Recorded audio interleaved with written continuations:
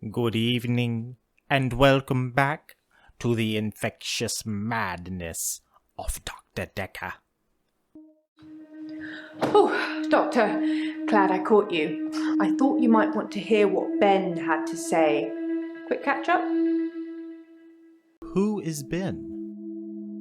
Sorry, didn't you know? Ben's one of the night shift cleaners. I'm sure he's got some tales he could tell. Tell me about Ben. I'm not sure Ben will be coming in for a while. He's still pretty shook up about finding the body. I'm surprised it doesn't happen more often in the line of work he's in. Anyway, he said he found the body at exactly 20 minutes past 10.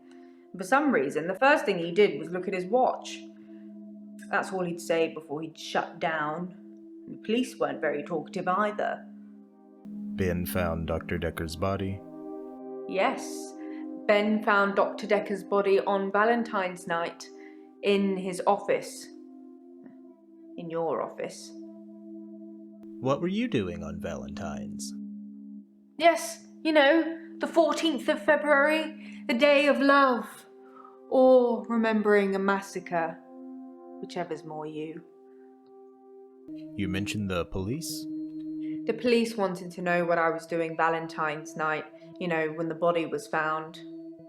I was at home, all on my lonesome. So I guess that makes me a suspect. Who else is a suspect? I think the police want you to make a short list of suspects, or maybe even find the killer. You're seeing all the patients that were on the books when he was killed. There was no forced entry, so they think it might be someone he knew, or someone who had access to the office. Like little old me. Do you think I'm a suspect, Doctor? Yes, you're a suspect. Oh, well, I wasn't expecting that. I suppose everyone's a suspect at the moment, even you. They did mention I needed grief counselling, though, and I said you'd sort me out. I know you didn't agree, but I thought I'd let you know. That's very kind of you. How well did you know Dr. Dekker? I wouldn't say we were best friends, but we did spend a lot of time together. There's only two of us that work here. I'm sure we'll become friends too, Doctor. Just try not to get murdered. Do you know how Dr. Dekker was killed? I don't know exactly, but a stabbing of some kind. We'll be getting the autopsy through at some point. I'll let you know when. Did Dr. Dekker have any enemies? I wasn't really in his social circle, so I don't know if he had any friends. In terms of enemies, I heard things get heated in his office sometimes, but I won't name any names. Maybe you should name names. Susan, Annabelle, Melissa, there are some names, but they're not names of anyone I know. Were there any clues left at the crime scene? I didn't see it myself, so I don't know, but I heard it was a bit of a mess with all the blood and everything. You know, they have people who clean up after such things, though, so you really can't tell, can you? But don't worry, that's a new chair.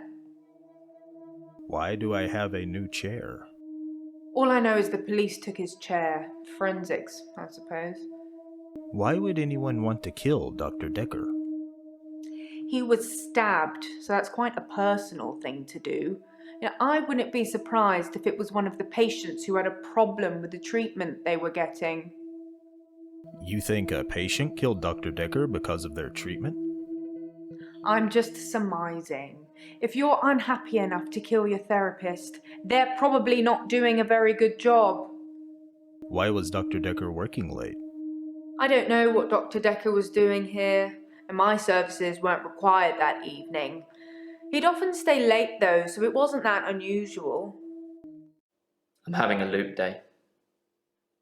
What do you mean loop day? It's a do-over day. You won't remember. What's the name of your assistant again?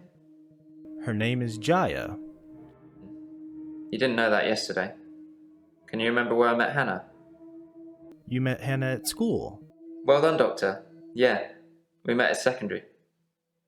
Wouldn't it be funny if my day loops if you fail to get a question right? Yes, it would be funny.